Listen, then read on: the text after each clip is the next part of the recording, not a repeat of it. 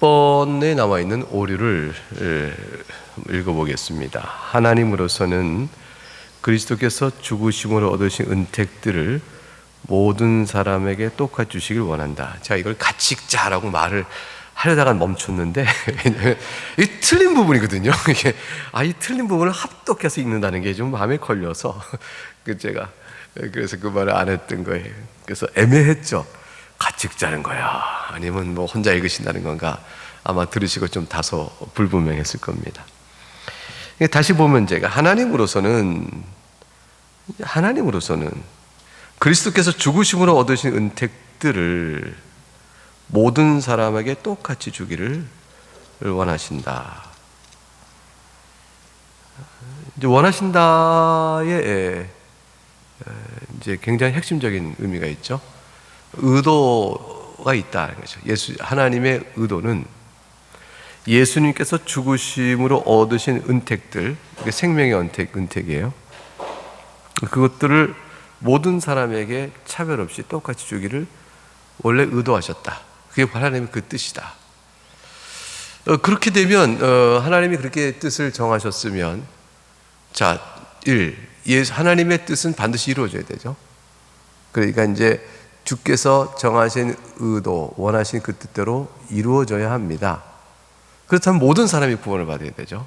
모든 사람이 똑같이 주시기를 원하셨으니까, 똑같이 주기를 원하시는 하나님 뜻이 어떻게 좌절되겠어요? 그러니까 모든 사람이 구원을 받아야 되지 않느냐, 이런 질문이 첫 번째 나오는 거죠. 학론파의 주장에 문제점을 접근해가고, 학론파는 이런 문제점을 어떻게 스스로 답을 하는가, 그 답에 대해서 우리가 왜 잘못된 답이라고 말하는가, 이제 이것을 이제 우리가 살펴보는 겁니다. 두 번째는 뭐냐면, 그리스도께 죽으신 얻은 은택들이다. 은택들. 그러니까 주님이 죽으신 은택들이 그렇다면은 모든 사람에게 다 적용되도록 주님이 십자가에 죽으신 것이냐, 그 피 흘리시면 모든 사람이 다 뿌려주신 것이냐. 그러니까 이제 제사장이 이제 구약에 보면 언약을 체결할 때 제물의 피를 뽑다가 쫙 뿌리잖아요. 백성들이 뿌리고, 이제 물론 문사에 다 실제 핏방울이 받는다는 뜻은 아니지만 온 이스라엘이 이제 피 뿌리를 받는다, 이렇게 되는데, 예수님 십자가에 죽으심으로 이 세상에 있는 아담 위에 모든 인류의 머리에 다 피를 뿌리신 것이냐, 속죄의 피를 뿌리신 것이냐, 다시 말하면 속죄의 효과를 다 주신 것이냐. 그러면 이제 우리가 묻는 것은, 예수님이 모든 사람을 위하여 다 속죄하셨다면 왜 구원받지 못한 사람이 있을 수 있는 것이냐, 이 문제죠. 사실 이 문제는 학론파가 답을 해야 될 문제예요. 왜냐하면 학론파도 모든 사람이 구원을 받는다고 말하지는 않거든요.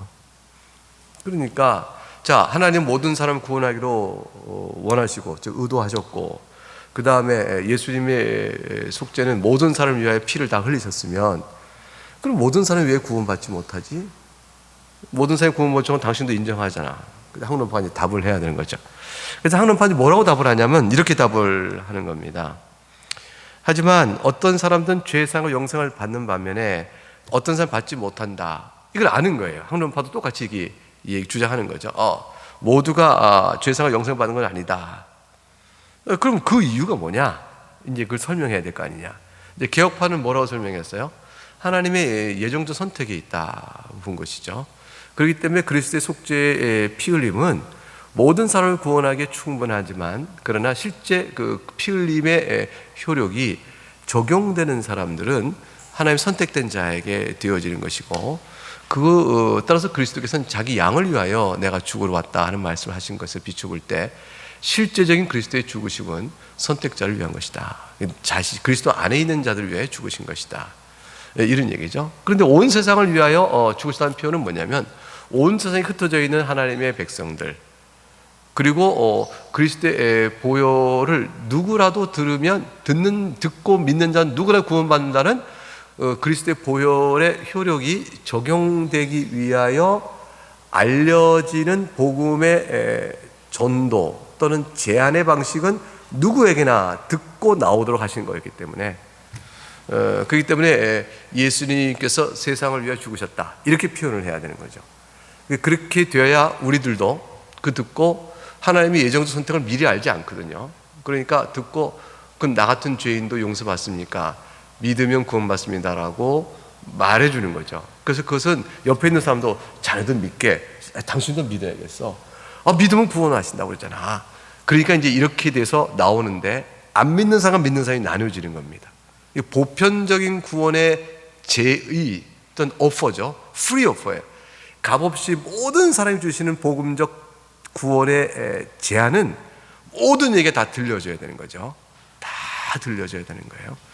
그렇게 되어지는데 실제 그걸 듣고 믿고 오는 사람은 누군가? 하나님의 그리스도 안에 선택받은 자들이다. 여러분들인 것이죠. 이렇게 나오게 되는 겁니다. 지금도 아직 세상에 있지만 그리스도 안에 선택된 자는 복음의 이 제안을 듣고 나오게 될 것입니다. 우리들도 전도하면 그들도 나오게 될 거예요. 그리스도 안에 선택된 자는 나오죠. 그들을 위해서 주님이 십자가에 죽어서 피 흘림 주신 것이죠. 그러니까 이제 우리는 두 가지 증명하는 거예요. 예수님의 십자가 죽으심은 온 세상을 위하여 죽으셨다 하나, 실제적인 그 죽으심의 사죄의 속죄의 효력은 택한 자들에게 주시기 위한 것이었다라는 것이고, 또 그런 자들을 하나님이 영원한 작정 안에 선택하셨다. 이것이 성경적 가르침이다. 여러분이 또 세상 사람들이 아우성을 치더라도 성경적 가르침이에요. 그러면 이제 하나님이 그렇게 하셨다면 좀 거기에 반발하는 이제 학론파는 이제 이걸 어떻게 가르치냐면, 어떻게 그런 모든 사람이 구원받지 않느냐. 근데 우리는 이제 그렇게 잘 설명했어요. 근데 이제 학론파는 뭐냐면 셋째 줄에 나옵니다. 이는 그들이 자유의지를 사용하는 것에 달려 있는 것이다. 이렇게 얘기했어요. 즉 사람이 스스로 선택하는 것이다. 그래서 이제 구원의 선택을 사람이 한다라고 되어지는 것이에요. 하나님께서는 모든 사람을 똑같이 그리스도의 죽으심의 속죄 효과를 주시기를 원하셨지만, 원하시는 하나님을 향하여 싫어요 라고 말하는 선택을 인간 스스로 한다. 그래서 자유의지를 적용한 데 있다. 그래서 이 자유의지가 차별 없이 제한된 은혜를 이방이나 유대인이나 모든 사람들에게 차별 없이 제한된 은혜를, 이 보편적 제한이죠. 은혜를, 근데 은혜라고 그랬어요. 은혜. 이제 요 은혜는 보편 은총이 되는데, 이제 개혁파는 보편적 제한은 인정하지만 보편적 은총은 인정하지 않아요. 이제 보편적 은총이라는 것은 누구에게나 하나님이 그리스도의 속죄의 피를 적용하도록 의도하셨다 그러면 은혜예요. 보편적 은혜예요. 모든 사람이 은혜를 다 받고 있는데 하나님 은혜를 거절했다. 그래서 못 받는 거예요. 뭐로? 자기 의지로, 자기 자유 의지로 하나님의 은혜를 거절했다. 이렇게 돼서 보편적 은총과 인간의 자유 의지가 이렇게 연결돼요. 그렇게 맞물리니까 이제 학론파나 또 이제 뭐 당연히 로마 캐톨릭도 마찬가지인데, 이들은 루터파도 그 부분은 그래요. 그건 뭐냐면 가학력적 의지다. 즉 하나님의 은혜는 인간이 자유 의지로 거절할 수 있다. 그래서 가학력적 은총이다 그래요. 하나님의 구원의 은혜는 인간이 싫어요 할 수 있는 것이다. 좋아요 할 수 있다. 그러니까 인간이 자기 구원의, 하나님의 구원의 은총의 의지와 그 은총을 받을 것이냐 안 받을 것이냐 인간이 결정한다. 그래서 은혜는 다 주신다. 하나님은 모든 사람이 은혜 주신다. 그게 보편 은총 그래요. 보편 은총. 모든 사람이 은혜를 다 주신다. 근데 인간이 yes, no를 결정한다. 근데 개혁파인 우리는 성경적 은혜는 그렇게 보지 않습니다. 틀렸다. 그건 잘못된 것이다. 복음은 누구에게나 제한된다. 그래서 보편적 제한을 설명해요. 누구에게나 듣게끔 제한이 되어진다. 그러나 들은 복음에 대하여 예라고 무릎 꿇고 나오는 것은 하나님의 은혜 주신 자가 아니면 안 된다. 하나님 은혜 주실 때라만이 보편적으로 들려진 구원의 제안이 마음의 믿음으로 오게 된다. 왜 그러냐? 우리가 본래 죽었으니까. 인간이 이미 죄와 허물로 죽어 있어서 본성상은 마음에 하나님을 싫어하고, 자기가 우리의 본성값은 내가 하나님을 판단하고 내가 하나님을 선택하는 거예요. 그러니까 하나님 옳은가 그른가를 판단하는 내 동의로 하나님께서는 판단받을 때뿐이 되죠. 기본적으로 사람은 자기 의와 자기 선과 그 안에 있어서 하나님의 주권과 그 가르침의 선하심에 무릎 꿇는 일이 인간 편에서 없는 거예요. 이게 어떻게 가능하냐면 죽은 자를 살리시는 생명이 주셔야 가능하죠. 이게 성령의 은혜인 거죠. 성령께서 중생케 하시고 귀를 열어주시고 그 듣는 복음에 대하여 깨우침을 주실 때, 그때 내가 과연 죄인입니다. 하나님, 저는 망할 자가 됐습니다. 저는 중보의 그리스도의 은혜가 없으면 살 수가 없습니다. 더 영원한 진노 안에 있는 자입니다. 라는 모든 고백을 마음 깊이 내놓게 되어지는 것이죠. 그래서 전적인 하나님의 은혜에 의지하게 되는 것, 그것이 바로 개혁파적인 설명이에요. 그러니까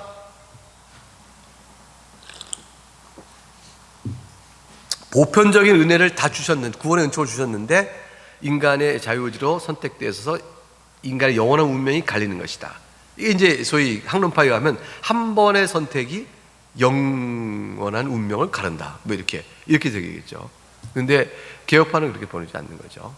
이런 보편적인 은총이 아니라 보편적 제한인데, 그 제한에 대하여 반응할 수 있는 은혜 입은 자들이 있으니, 그 은혜들이 이제 특별 은총을 입은 자들이에요. 이제 우리 같은 사람들이 하나님의 은혜를 입어서 나오게 되는 것이죠. 그 부분을 이제 반대하는 거예요. 이 학론파는 뭐라고 했냐면, 자유의지가 차별 없이 제한된 은혜를 했어요. 제한이 아니고 제한된 은혜를, 이게 보편 은총이에요. 보편 은총을 자신에게 적용한다. 그래서 내가 믿겠습니다 하면 믿는 거예요. 그들 안에 자비의 특별한 은사가 강력하게 작용해서 이들이 다른 이들과 달리 이 은혜를 자신의 소유로 삼는 것이 아니다. 그러니까 하나님의 은혜로 받아들이게 되는 것이 아니고 자유의지로 받게 된 것이다. 그래서 학론파는 은혜에 대한 선택, OX, yes, no를 할 수 있는 중립적인 선택적 자유가 있다라고 생각해요. 그런데 이제 개혁파는 그런 자유란 것은 허구다라고 얘기하는 거예요. 인간이 영적으로 중립된 상태에 있다가 하나님 편에 갈 것인가, 하나님 반대편에 쓸 것인가를 인간이 중립적 상태에서 선택하고 있는 형편이 아니다는 거예요. 인간은 그렇지 않다는 거예요. 개혁파는 그런 자유라는 것은, 우리가 이제 제가 이제 이게 찬송가와 이게 시편 찬송가, 그다음에 우리 새 찬송가가 있습니다. 이 찬송가 중에 어느 거를 제가 집을 것인가? 어때요? 맞춰보세요. 어느 거 집을까? 자, 시편 찬송가 쪽은 있죠. 어느 거 집을 것 같아요? 이거 사실 우리가 모르죠. 지금 여러분 보실 때는 제가 반반의 가능성이 있다고 정도로 볼 수밖에 없을 거예요. 뭐 어느 거 집을지 어떤 50대 50이 아니겠냐. 뭐 저도 선택을 어느 거 할지 50대 50처럼 이게 보이죠. 근데 실제로 제가 어느 찬송을 딱 잡아요. 잡을 때는 50대 50의 중립의 상태 속에서, 순수 중립의 상태 속에서 결정하는 게 아니고, 제가 머리로 생각해요. 어느 거를 부를까? 이치를 따져보고, 그 다음에 마음에 흡족한 것이 있어요. 마음에 흡족해요. 그래서 흡족해서 흡족한 걸 선택하게 돼 있어요. 그렇죠? 그래서 이제 짜장이냐 짬뽕이냐. 짜장은 어저께 먹었으니까 오늘은 짬뽕. 지난번 짬뽕 먹었는데 그 집 짬뽕이 맛없으니까 오늘은 짜장. 뭐 이렇게 등등 이렇게 이성을 생각하고 선택해서 이제 이게 마음에 원하는 바대로 행하게 되어집니다. 근데 영적인 측면에서 우리가 원하는 바라는 게 도대체 뭐냐는 거예요. 우리가 이제 짜장면 짬뽕이나 이런 것들은 우리가 중립적인 선택을 하는 것처럼 보여요, 사실. 왜 50대 50인 것처럼 보여요. 근데 사실은 50대 50이냐 생각하면, 너 왜 짬뽕 먹었니? 그러면 어저께 짬뽕 먹었는데 이 집 맛없었어. 그래서 이 집, 다른 집 왔을 땐 짬뽕, 이 집 짬뽕 어떤가 싶어서 내가 짬뽕을 먹어본 거지, 비교해 보려고. 그 이유가 있는 거죠. 이 사람은 그 집에 가서 짜장면에 짬뽕 먹을 때 50대 50이 아니었어요. 벌써 의지로 자기 마음이 원하는 바에 결정돼서 짬뽕으로 이미 가 있는 거죠.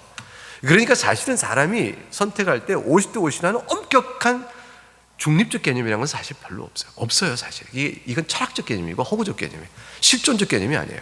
실제 우리가 역사하는 개념이 아니에요. 아침에 일어나서 오늘 예배당 갈까? 아니면 그냥 오늘 영상 예배 드릴까? 뭐 이런 갈등이 됐다 저거예요. 여러분 마음에 원하는 바대로 하는 거지 50대 50의 선택이 아니에요.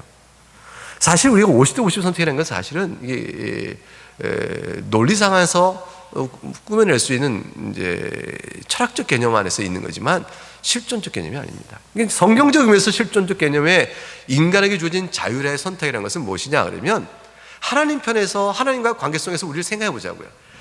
이 땅에 사는 이상 여기서야 이제 제가 이거 물을 먹을까 안 마실까 참을 낼 수도 있고 안 마시고 있지만 하나님과의 영적 측면에서는 이건 단연코 드러나는 거예요. 하나님의 영적 측면에서 하나님의 말씀을 들을래 안 들을래. 이거는요 타락한 이후의 인간은요 불가능해져요. 자, 타락 이전에도 그랬어요. 타락 이전에도 아담은 원래 순전하고 죄 없는 깨끗한 마음으로 창조되었기 때문에 그 마음이 원하는 대로 선택하면 하나님의 말씀에 순종할 수 있었어요.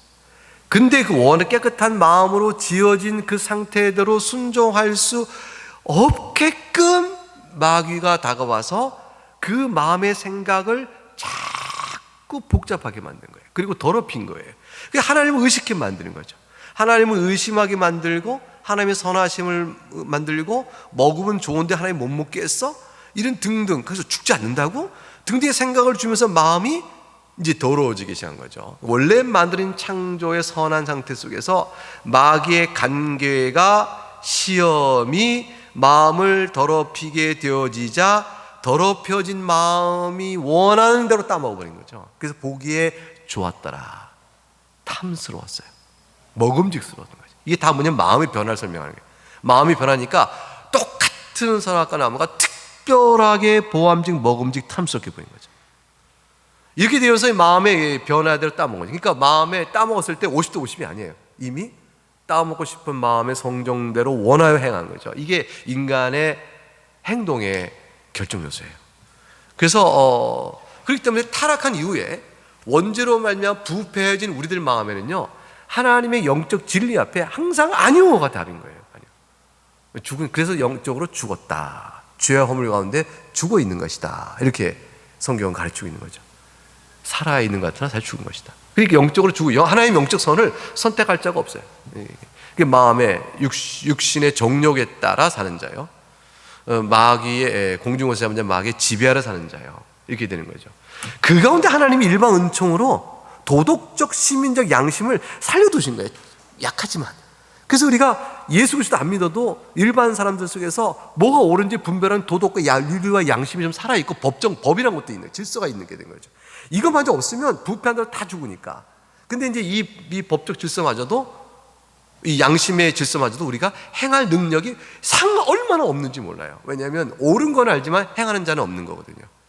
그래서 질서를 잡아가기 위하여 공적인 질서는 잡아가지만 개인적 생활 속에서 옳은 것을 남아있는 흔적으로 일반 은총이라고 그래요. 그것으로 분별해도 지켜갈 행할 능력은 온전치 못하여 타월이 많은 자들이 된 거죠. 그러니까 일반 은총의 차원에서 자연적이고 도덕적이고 시민적 선의 기준을 봐도 모두가 죄인이에요. 하물며 하나님의 영적 선에 비춰보면요 죄인이 아닌 사람이 없는 거죠. 왜 이렇게 다들 죄인인가? 마음이 부패하여 원하는 바를 다 행하는 것이 그렇게 되어지는 거예요. 그러니까 하나님의 애초부터 인간은 하나님에 대해서 대적하는 자예요. 그러니 그런 자가 복음의 제안을 듣고 어떻게 반응을 해요? 복음의 제안을 듣고 제가 죄인입니다 하나님, 주님이 용서해 주세요. 이렇게 어떻게 나와요 인간이? 이미 죽은 자인데. 그래서 살려주시는 은혜가 필요한 거죠. 그래서 살려주셔서 마음에 새로운 소원이 생기는 거예요. 죄를 깨닫고 용서의 은혜를 구하고 중보자에 대한 약속의 말씀을 붙들고 이 마음이 생기고 그 마음을 이렇게 가져서 주님 제가 주 앞에 엎드립니다. 나오게 끌어내신 거죠. 이게 성령 안에 주신 역사이기 때문에 절대로 인간의 펠라기우스 학론파가 말하는 것처럼 자비의 특별한 은사가 강력하게 작용하지 아니하면 하나님이 주신 복음적 제안을 우리가 받을 수가 없어요. 근데 저들은 그것이 아니라고 얘기하죠. 인간 스스로의 자유의지로 이 보편적 은혜가 있다고 말하면서 그것도 틀린 거예요. 보편적 은혜가 있다는 건 아까 말씀드린 건 틀린 건데 그나마도 그것을 잡는 것은 인간의 자유의지다 이렇게 얘기했으니까 인간을 굉장히 이제 중립적 선택의 능력이 있는 것으로 보고 있는 거죠. 그럼 이제 우리는 이렇게 물어보겠죠. 펠라기우스는 이제 논박해 보게 되면 이제 논박에 이렇게 얘기해요. 이 주장을 하는 이들은 구원을 획득하는 것, 적용하는 것의 구별을 오용함으로 현명하지 못하고 경험이 없는 사람을 혼동하게 한다. 사람들은 이제 지혜가 없고 현명하지 못하고 말씀의 지혜가 없어서 또 신앙 실존적 경험이 없는 사람들이 어리둥절하게 만드는 거예요. 근데 이제 획득하는 거 적용하는 차이는 뭐냐면, 획득은 그리스도께서 하시는 거예요. 그리스도께서 십자가의 죽으심으로 세상을 구원할 능력, 공로를 획득하셨어요. 근데 그것이 적용되는 것은 하나님의 선택자요 그리스도 안에 택함 받은 자들에게 적용되어져요. 그리고 또 애초에 획득하였으나 적용적 의도는 항상 뭐죠? 택한 자예요. 자, 잘 들으셔야 돼요. 예수 그리스도의 십자가의 죽으심은 세상의 죄를 다 사할 만한 공로를 획득하셨으나 그 획득하시는 속죄 사역을 행하시는 그리스도의 의도에 들어오는 대상은 누구냐면 아버지께서 영원히 선택하여 그리스도 안에 주신 분들이에요. 그래서 주님께서는 영원전에 아버지께서 선택하여 그리스도 안에 주심받은 자들을 구원하고자 하는 의도를 가지시고, 그 주님의 의도예요.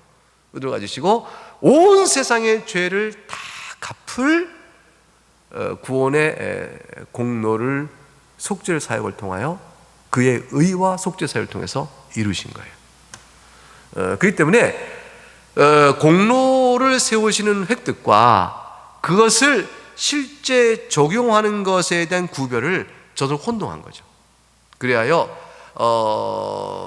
이 부분에 오류가 있다 보니 그리스도의 보편적인 속죄가 보편적 모든 상에 적용된다, 이렇게 이해해서 잘못이고, 두 번째는 그들은 건전한 의미에서 이 구별을 제한한 척하지만 사실은 펠라기수자들의 죽음의 독을 먹이려고 애쓴 것이다. 펠라기수자는 뭐라 했냐면 아담의 원죄가 우리에게 물려지지 않는다고 생각해요. 모든 사람 다 아담과 똑같은 상태로 태어난다고 생각해요. 그러면 뭐냐면 아담과 똑같이 죄가 없는 깨끗한 마음을 가진 상태로 태어난다는 거예요.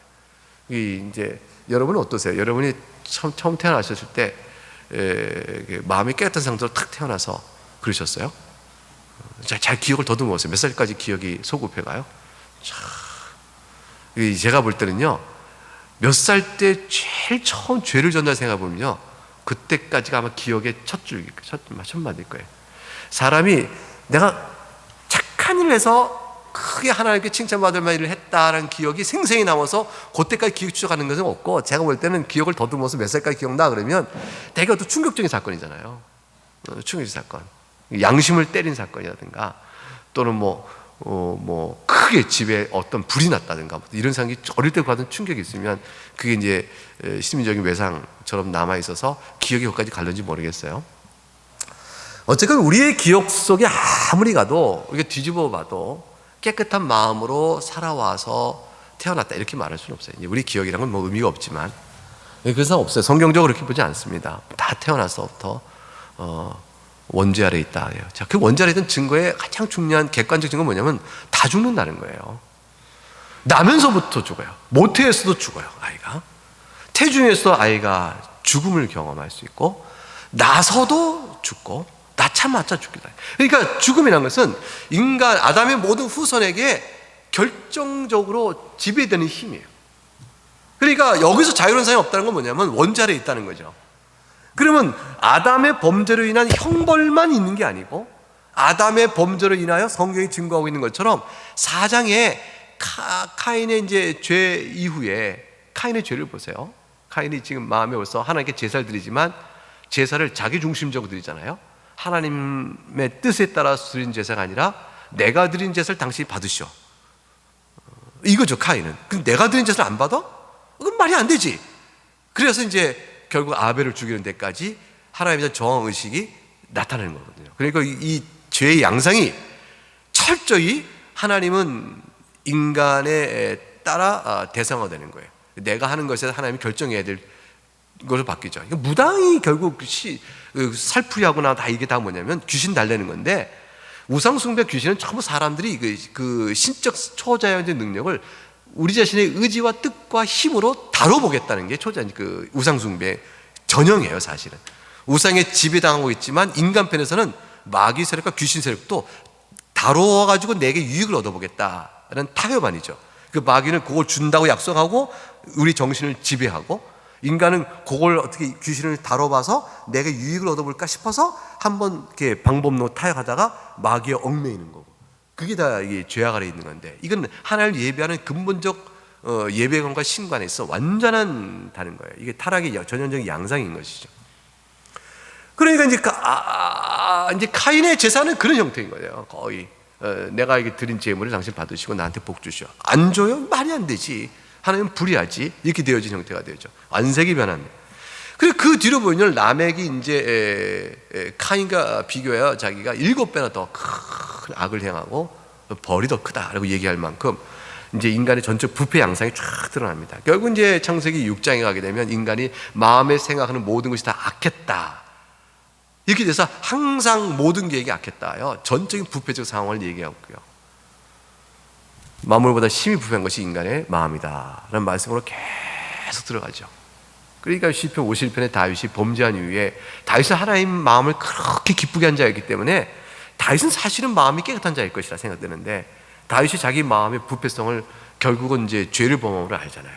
그걸 아주 적나라하게 보이신 거잖아요. 그렇게 함으로 인해서 인간이 얼마나 부패한 자인가, 소망 없는 자인가를 다 드러내셨어요. 성경은 인간의 철저한 심령의 부패를 얘기합니다. 그러니까 불가능해요. 그런데 따라서 우리가 자유를 누린다고 한다는 것은, 짜장이야 짬뽕이야 뭐 그냥 입맛대로 움직이는 거니까 그냥 뭐 하나님 앞에서 죄, 짜장 먹으면 죄, 짬뽕 먹으면 의, 이렇게 되는 거 아니잖아요. 그죠? 모든 그리스도는 짜장만 먹어야 된다, 뭐 이런 거 아니잖아요. 그러니까 하나님께 계명으로 주신 게 아니에요. 검은 건 먹지 말라. 그럼 짬뽕은 빨갛잖아. 그럼 되나? 이게 하나님께서 어떤 생활의 규칙 가운데서 음식물 가려 먹는 거를 계명을 주지 않았어요. 구약 때 주신 것은, 구약의 레위기상에 그걸 가려 먹는 것은 거룩성의 구별을 위해서 주신 거예요. 거기에 이제 위생적, 보건적 의미가 있다는 것은 이제 안식교에서는 거기까지 이제 풀어내가는데, 그건 뭐 사실 현대 의학적으로 다 설명되지는 않을 거예요. 그러나 이제 어쨌건 하나님께서는 음식물의 가림과 가나안 근동지방의 풍속과 가림 속에서 거룩성을 알려주기 위하여 제한적으로 주신 것이지만, 지금에 와서 우리가 그런 의식법에 얽매이지 않잖아요. 그러니까 본래 하나님은 음식 자체로, 그래서 모든 것을 다 하나님께 감사를 먹으면 다 가하다, 실제 우상 제물마저도 하나님께 영광 돌리고 먹으면 먹을 수 있는 것이라고까지 말씀하셨어요. 결국 이제 우리에게서는 그런 일반 생활 영역 안에서 도덕적이며 하나님의 계명에 말씀하신 것 외에는 우리가 별로 이렇게 가리지 않아도 되는 겁니다. 그런데 영적 측면은 어떠냐고요? 영적 측면은 분명하게 의와 선한 것과 악한 것과 죄가 있어요. 근데 그것이 뚜렷하게 구별돼요. 하나님께 명령하신 거예요. 그리고 명령에 비춰 우리의 죄성을 다 드러나게 돼 있어요. 그렇기 때문에 우리는 거기에 비춰서 서게 되어지면, 우리는 절대로 마음의 소원과 원함이 중생자로서 하나님의 능력에 의하지 않으면 절대로 죄의 소욕을 거슬려 살지 못합니다. 그래서 우리가 원하는 바대로 죄를 짓게 되는 거예요. 근데 우리는 절대로 하나님 영적 선 앞에서 선을 선택할 수 있는 자유 능력이 없습니다. 그게 부패한 상태에서 오는 거기 때문에요. 그래서 마음의 부패성에 따라 원하는 바는 항상 악에 치우치게 되어 있습니다. 우리가 이제 예수님 믿고 중생자가 되었기 때문에 성령의 은혜로 말미암아 하나님의 뜻에 따라 순종하는 마음과 그걸 원하고 기뻐하는 마음이 생겨버린 거예요. 그리고 우리는 진짜로 예배할 때 너무 기쁘잖아요. 하나님 말씀 들을 때 참 기쁘잖아요. 찬송할 때 얼마나 기뻐요. 이게 이런 모든 일에 대한 영적인 새로운 경험들과 변화는 전부 하나님 주신 은혜거든요. 그래서 우리는 이제 마음에 원하는 내 마음의 소원을 따라 주님을 찬송해서 하나님 우리 예배를 받으세요. 물론 우리는 우리의 마음의 소원에 따라 악을 범하는 일이 여전히 흔적으로 남아있어서 연약하며 불완전한 상태이긴 하지만, 그럼 없었던 게 생긴 거죠. 전에는 없었던 게 예수님을 사랑하는 것, 말도 못하게 예수님을 사랑하는 것이 우리 마음에 있게 되어진 거 아니에요? 그래서 우리는 중립적 선택을, 구원의 복음을 듣고 애초에 중생하기 이전의 사람이, 즉 자연인으로서 중생인이 아닌 자연인으로서 구원의 복음 앞에 선택을 할 수 있는 중립적 상태에 있지 않다고 봐요. 우리는 그렇지 않다. 근데 저도 그렇다고 봐요. 그러니까 펠라기우스는 아예 원죄가 없으니 선택할 수 있는 가능성이 있는 거고요. 이 학론파는 뭐냐면 마음이 부패했다고 얘기는 해요. 다 부패해서 우리가 하나님의 은혜 없고 복음의 은혜가 없으면 안 된다고 다 얘기하는데, 그런데 아무리 부패했어서 병들었고 중병 들어있지만 그래서 살아 숨쉬고 있다는 인간인 이상 선택의 자유는 남아있다, 이렇게 보는 거예요. 뭘 선택할 가능성은 많아요. 악을 선택할 가능성은 많지만 그래도 복음의 은혜를 듣고 좋은데 하고 선택할 가능성은 있다. 인간의 이 능력이 없다고 말하면 불에 타다 꺼낸 그런 나무 토막밖에 안 된다, 이렇게 보는 거죠. 그래서 성경적 인간관이 어떠냐, 그 부분에서 큰 차이가 있는 거예요. 그래서 개혁파는 잘못됐다라고 얘기합니다. 그래서 개혁파는 불가항력적 은혜를 얘기하는 것이죠.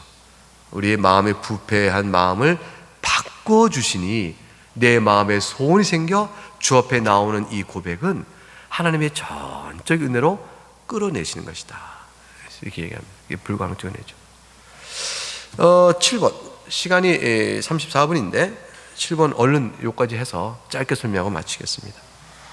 7번의 오류는 뭐냐면, 그리스도께서는 하나님께서 지극히 사랑하시고 영생으로 선택하신 사람을 위해 죽을 필요도 없었고 실제로 그들을 위해 죽지도 않으셨다. 왜냐하면 이들은 그리스도의 죽으심을 필요로 하지 않기 때문이다. 이게 무슨 말이에요? 이 말이냐면, 이 학론파의 주장 가운데서 조금 차이도 있지만 대체로 애매하다고 그랬어요. 제가 형벌 대리속죄서를 인정하지 않아요. 엄밀한 의미에서 죄값을 치르기 위해 예수님이 죽으셨다, 의의 순종으로 죽기까지 하셨다라는 걸 인정하잖아요. 그러니까 학론파는 죄값을 치르시는 비참함의 죽음을 근거로 하여 이제 우리에게 하나님의 은혜에 대하여 예스라고 나올 수 있는 믿음의 능력이 인간에게 남아있으니까, 중립적인 선택의 능력이 있으니까 이것을 가지고 예스라고 나오는 그 믿음을 구원할 만한 가치가 있는 것으로 받아주시도록 하기 위하여 예수님이 죽으신 거예요. 그러니까 예수님의 죽으심 자체는 내가 예수를 믿는 믿음이 효과 있게, 내가 예수를 믿는 믿음이 내 구원의 의가 되는 근거가 될 수 있도록 해주는 역할을 해주는 거예요. 그래서 이제 사실 어떤 이는 더 나가서 학론파의 한 유형 가운데서, 이제 학론파라고 또 볼 수는 없는데, 어떤 이는 더 나가서 뭐라고까지 얘기했냐면, 이제 예수님을 벌하심으로 인해서 사람들에게, 이 오빠 하나님의 말씀을 안 들으면 이렇게 벌을 받는 거야, 알겠지? 하나님의 말씀을 잘 들어라, 이렇게 가르치시려고 죽이셨다. 그러니까 율법을 불순종한 자의 죄의 형벌이 무엇인가를 보여주어 본으로 삼아 저들에게 질서와 통치를 위해서 죽이신 것이다, 이런 등등으로 예수 죽으심에 대한 의미를 여러 가지로 해석을 하는 것이죠. 근데 잘못된 것이죠. 예수님은 죽으셔야 했습니다. 왜냐하면 우리의 죄값을 치르기 위하여 죽으셔야 했습니다. 죽으신 그분은 의로운 자로 죽으셔야 했습니다.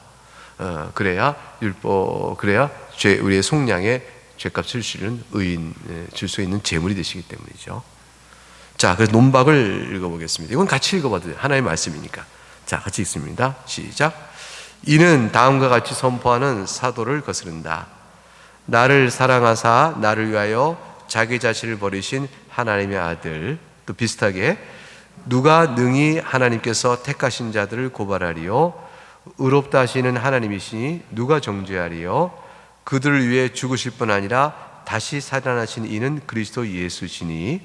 그리고 이 주장은 다음과 같이 말씀하신 구주를 거스른다. 또 읽어보죠. 시작. 나는 양을 위하여 목숨을 버리노라. 그 다음 구절. 내 계명은 곧 내가 너희를 사랑한 것 같이 너희도 서로 사랑하라 하는 이것이니라. 사람이 친구를 위하여 자기 목숨을 버리면 이보다 더 큰 사랑이 없나니. 이 모든 것들은 실제로 우리를 위하여, 성생으로 선택하신 자를 위하여 죽으시고 죽을 필요가 있으며 실제로 그래 죽으셨다는 명백한 근거 구절들이죠. 이것에 거슬려서 그렇지 않다고 말하는 것, 예수님의 대리속죄가 죄값을 치르는 형벌 대리속죄라는 사실을 부인하는 것은 바른 예수님의 속죄교리에 대한 이해가 아니다라는 사실입니다. 그 부분을 바르게 잘 이해하실 수 있기를 바라겠습니다.